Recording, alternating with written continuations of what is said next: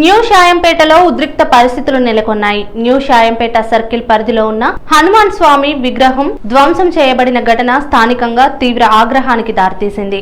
ఈ ఘటన విషయం తెలిసిన వెంటనే భారీ సంఖ్యలో హనుమాన్ భక్తులు, స్థానిక ప్రజలు సంఘటన స్థలానికి చేరుకొని నిరసన వ్యక్తం చేశారు. విగ్రహం ధ్వంసం ఘటనపై ఆగ్రహం వ్యక్తం చేసిన భక్తులు న్యూ షాయంపేట ప్రధాన రోడ్డుపై బైఠాయించి ధర్నా నిర్వహించారు. దీంతో ఆ ప్రాంతంలో భారీగా ట్రాఫిక్ జామ్ ఏర్పడి వాహనాల రాకపోకలు పూర్తిగా నిలిచిపోయాయి. రోడ్డుపై కిలోమీటర్ల మేర వాహనాలు నిలిచిపోవడంతో ప్రయాణికులు తీవ్ర ఇబ్బందులు ఎదుర్కొన్నారు.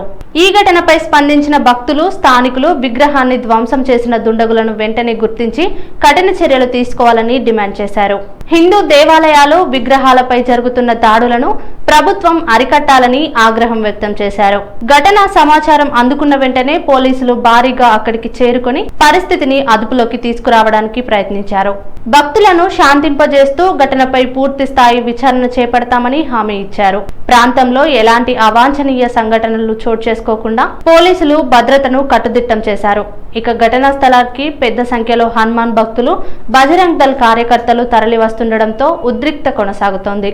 ఘటనకు సంబంధించిన పూర్తి వివరాలు ఇంకా తెలియాల్సి ఉంది.